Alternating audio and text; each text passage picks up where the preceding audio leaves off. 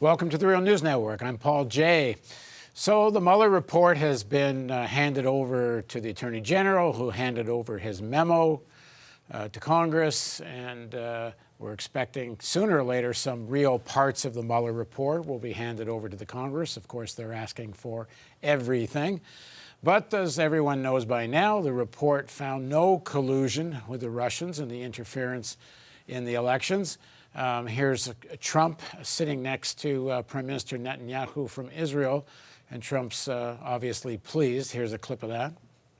Mr. President, so did this turn out to not be a witch hunt after all? You think Robert Mueller did a... It's lasted a long time. We're glad it's over. It's 100% the way it should have been. But what they did, it was a false narrative. It was a terrible thing. We can never let this happen to another president again. I can tell you that. I say it very strongly. Very few people I know could have handled it. We can never, ever let this happen to another president again. And of course, sitting next to him is Netanyahu, who's just dreaming that he's going to get out of his own corruption crisis that he's in up to his eyeballs, hoping, oh, wow, if Trump can get away with everything, maybe I can too. Anyway, various people, Democratic Party leadership and many people in the media and such, who have been carrying the collusion can for all this time, just hoping Mueller would come out and sink Trump over this issue. We're not very happy. Here's Bill Maher. I must say, I don't think it looks good. No further indictments, which means not Don Jr., even after I love it memo, really? Did the Democrats put too much trust in the Mueller report? Because I don't need the Mueller report to know he's a traitor. I have a TV. Yeah. Did the Democrats put too much trust in Mueller? Well, how about you, Bill Maher? Maybe you put too much trust in the Democrats and Mueller. Anyone knows Mueller's history, who's, as Larry Wilkerson said, he's been a cleanup man for the Republican Party since after 9/11, if not before. I don't know why they expected anything else. At any rate, I personally didn't care much whether Trump colluded. I don't care much whether he didn't collude. But we'll get into all this. But first of all, let me introduce our guests. First of all, joining us is Gerald Horne. Gerald teaches at the University of Houston, and he's the author of many books, including Storming the Heavens and The Apocalypse of Settler Colonialism. Also joining us is Jeff Cohen. He's co-founder of RootsAction.org and founder of Fairness and Accuracy in Reporting, and his books include Cable News Confidential, My Misadventures in Corporate Media. Thank you both for joining us. Great to be with you. So, Gerald, let me start with you. What was your reaction to all of this drama? Well, first of all, I'd like to recommend a piece online by Matt Taibbi, who in exhaustive detail goes over the missteps with regard to the Democrats creating this so-called Russiagate scandal. And secondly, interestingly enough, in the New York Times, which I usually use to line my birdcage, there is a piece by Farhad Manjoo, which suggests that the Democrats, in the wake of their astonishing loss to Donald Trump in November 2016, were looking for excuses and alibis. And they pointed the finger of accusation at Moscow in order to understand how Trump got 63 million votes. They did not necessarily seek to understand why it is, for decades, the Democrats have lost the vote defined as white, sometimes at a rate at 9-1 in Dixie. And rather than do that kind of agonizing reappraisal, they came to the conclusion that Moscow was the culprit. They did not seek to explain or understand or comprehend how it is that Black voters, for example, who use social media, managed to vote against Trump 9-1. Likewise, I think that this so-called Russiagate scandal was part of an internecine conflict at the highest ranks of the U.S. ruling elite. That is to say, how do you maintain hegemony and dominance? The Democrats thought that you should go after Russia first.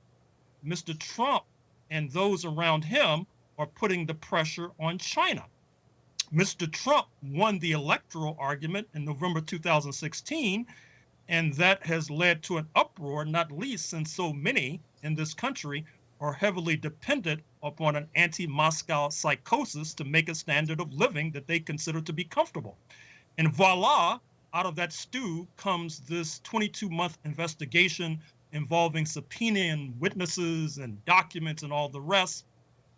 And now, of course, some, and particularly in the media, are left with egg on their face. I'd like to recommend the words of Glenn Greenwald of The Intercept, who points the finger of accusation, particularly at MSNBC and their multi-million-dollar journalists, including Rachel Maddow, who made quite a living by beating the drums about Russia's alleged interference in the internal affairs of the United States, while downplaying not only Mr. Trump's corruption, but also the fact that the United States has interfered in the internal affairs of virtually every nation on planet Earth. Jeff? Yeah, I think Gerald has hit on something in that there's been this emphasis in the mainstream media, especially MSNBC and CNN, that are allied with the corporate Democratic Party leadership. And it's been this obsessive focus on Russiagate to the exclusion of issues that might actually resonate with the US voting public, like Trump's corruption. And what's concerned me all along as a political analyst is the Democratic leadership, whenever anyone over the last 2 years would bring up impeachment, and there are so many provable, in light of day, done in public actions by Trump against sectors of the US public, against the Constitution, against democratic process, whether it's his refusal to divest his business interests, which leads to financial conflicts of interest. That's unconstitutional. The Muslim ban, you can't discriminate against people based on religion, abuse of the pardon power with Joe Arpaio, politicizing federal prosecutions, attacks on the media, coupled with threatening to use federal agencies to go after journalists that you don't like. This kind of thing is unprecedented in modern presidential history and goes beyond Nixon. And yet, all you got from Pelosi and other leaders when they were asked, about these abuses and what about impeachment, they'd say, we're waiting for the Mueller report. Those were some of the stupidest words ever uttered by a political leadership, and they did it for months and months, over and over. We're waiting for Mueller. Well, Mueller was investigating this very narrow thing. Did Trump's associates conspire with Russia? And it was just very bad politics to put all their eggs in that basket. And this month, USA Today did a poll well before 2 days ago, and 50% plus a little bit more said they saw the Mueller probe as a witch hunt. If the polls are taken tomorrow, it's going to be even bigger. So this whole strategy on the part of the Democratic Party leadership, sort of marginalizing the big issues of corruption and attacks on the Constitution, pushing them to the side while waiting for Russia collusion and Mueller, it turns out to be, I think, a big political error. And of course, the biggest issues one would think would go after Trump for, climate change denial being by far the most important, and then all the way down from what's been happening in the Department of Justice and Department of Energy, the most reactionary set of policies that could possibly be imagined. But Gerald, the Democrats have a deep, long and term investment in this kind of Russophobia. I mean, the House of Un-American Activities Committee, McCarthyism was all under the Truman administration, Democrats. There's something about the Democrats that they don't want to look weak on anything, but they particularly want to show their strength when it comes to Russia. So they've got this long-term narrative right in their DNA that, when under pressure, when you want to try to hit the Republicans, prove that the Democrats are even more anti-Russian or anti-Soviet back in those days than even the Republicans could be, Gerald. Well, I think that you're onto something. And I think that the Democrats felt that during the Cold War era, they were bashed. That is to say, the liberals were bashed because they were seen as uncomfortably close to socialists than communists, which meant that they were in bed with Moscow. And they decided that they could flip the script on the Republicans by suggesting that it's actually the Republicans who are in bed with Moscow. What they didn't count on is that the Republican Party base, 63 million strong, is not necessarily concerned with ideological consistency. They're concerned with maintaining power, domination, and hegemony by any means necessary. And if that means consorting with a candidate such as Donald J. Trump, who conflicts allegedly with their moral compass in terms of being profane, obscene, thrice married billionaire, well, they'll change their policies. They'll change their principles. As the comedian Groucho Marx says, if you don't like these principles, don't worry, I have others. And I think that that should be a lesson that we should take away from this debacle known as Russiagate, which is that it does not work to try to use Republican Party tactics to destabilize a Republican Party president, because the Republican Party constituency is going to stick with their president no matter what. Yeah, my uncle had a line like that, which was, if you don't like what I said, it's not exactly what I meant.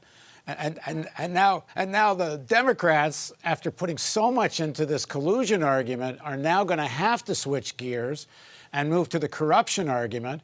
Whereas Jeff said it's where if they're going to go after Trump on the other, not on the most important issues, but if you're going to just attack him, you would have been on the corruption issue all the way along.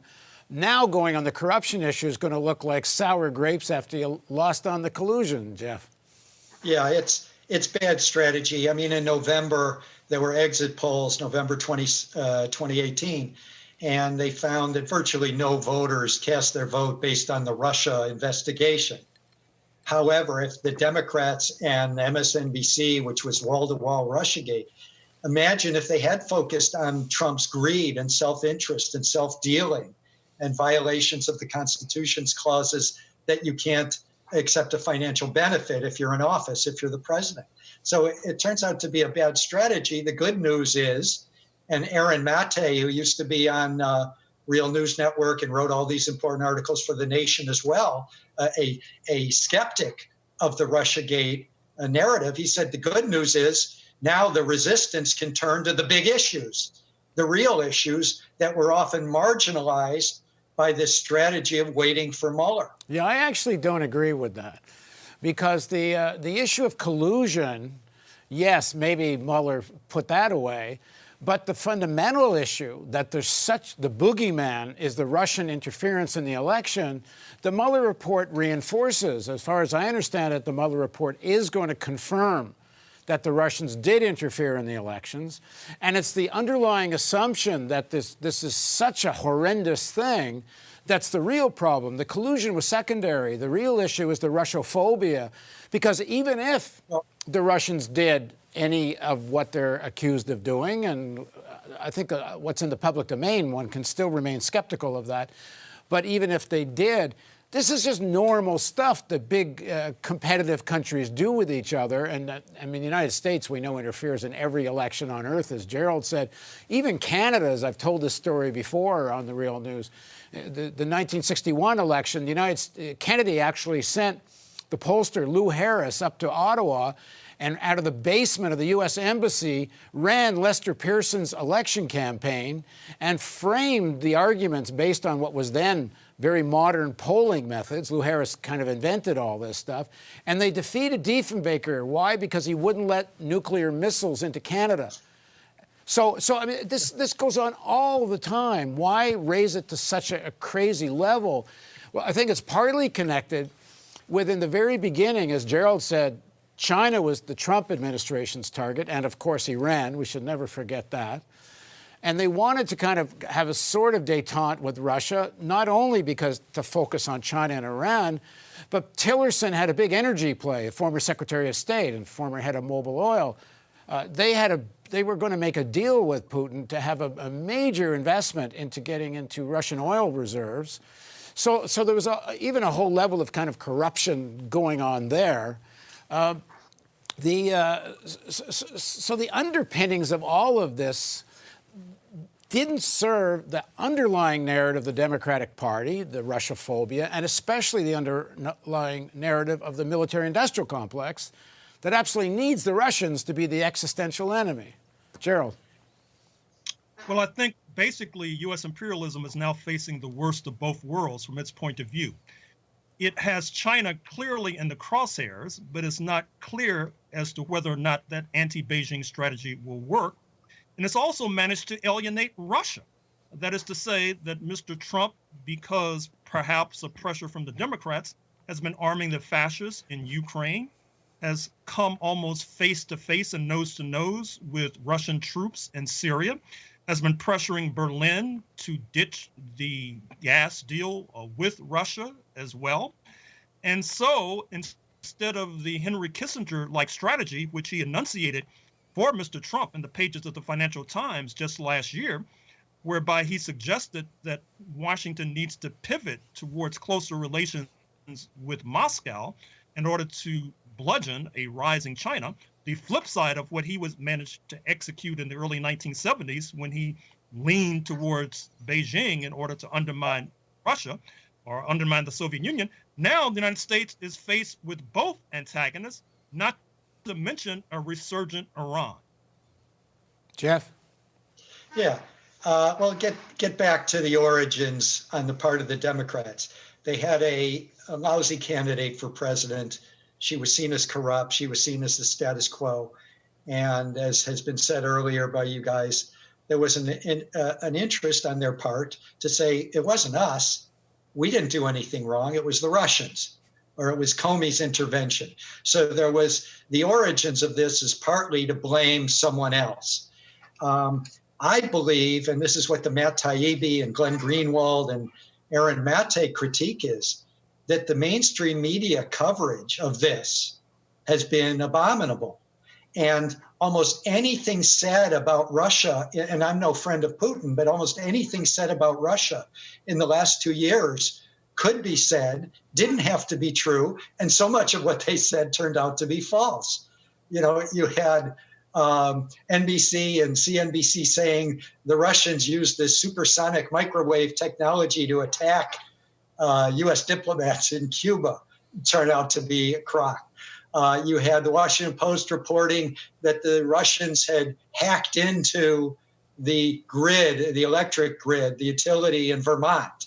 You had one of these stories after another, and a lot of it was very McCarthyite, and the most dangerous of them all was the Washington Post report, which was hyped by its editor in a tweet, Marty Barron, which took this obscure, I think it's out of business now, this obscure alleged research firm that had, according to the Washington Post, a list, if that doesn't sound McCarthyite enough, a list of 200 websites that were disseminating Russian propaganda throughout the 2016 election.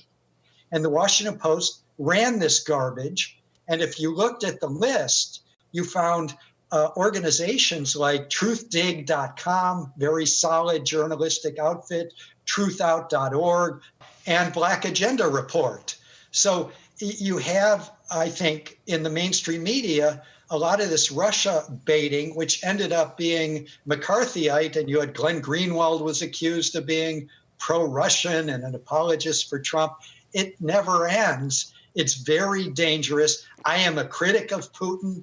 I see him as a right-wing nationalist, anti-gay, sexist, causing mischief in certain places, as is obvious. The U.S. has caused far more mischief in far more countries. So I'm no fan of Putin, but this was like in the mainstream media on MSNBC, CNN, Washington Post, was just old-fashioned Russia bashing, even when they had to concoct stuff. And remember, the big stories about Russian propaganda, Russian hacking into utilities, that was big news. The retractions were always smaller, and many people don't know those stories were retracted. Gerald, just to finish up, so now we're going to head into hearings, investigations. Mostly, I think they're going to focus on the corruption side of Trump. I hope so. And one would hope the hearings start to focus on actually what policies that will solve the problems facing the people will look like. So this isn't all just wound Trump, although I have to say, to some extent, I welcome to see a bloodbath there. What do you think, Gerald? Well, there's an old saying that if you go after the king, you should succeed, because if you don't, the king will come after you.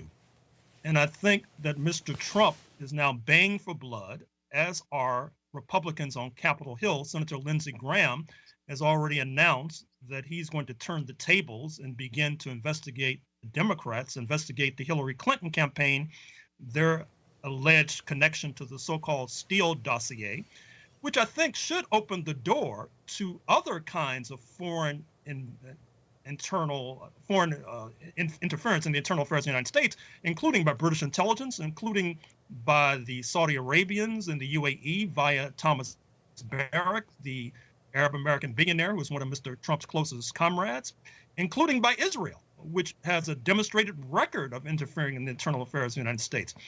But I'm not sure if either the Democrats or the Republicans are interested in going down that path. But I do think that someone should examine the national security establishment of the United States, particularly Jim Clapper, a commentator on CNN, who's been responsible for a lot of mischief and misinformation, not to mention John Brennan, his comrade, who is a commentator on MSNBC, who is similarly implicated. So it seems to me, rather than look into climate change, the Democrats and Republicans are going to be investigating each other. Well, at least the leadership, the corporate Dems and the leadership of the two parties. I do want to correct both of you on one thing. I think whenever you use the word mischief, we should substitute the word war crimes. Are you guys all right with that? In many Say that cases, again? I want to substitute your uses, both of you, your use of the word mischief, and substitute the word war crimes. Oh, sure. I assume you're okay with that. Jeff, last word to you. yeah, in many cases, you can make that substitution. I think that the Democrats, if there was a progressive leadership of the Democratic Party, they would be focusing on all these other assaults, the corruption of Trump. But the progressives are not in power. Gerald raised a point I want to finish on, which is one of the few Russiagate stories that didn't get the coverage it deserved, was the guilty plea of Mike Flynn, who was briefly the national security chief. And a month before Trump took the White House, he pleaded guilty during that about lying to the FBI during that period, a month before the White House, when Obama had broken from the Israel Right or Wrong lobby, and he made it clear that he was not going to veto at the United Nations a resolution condemning Israeli settlements in the occupied West Bank.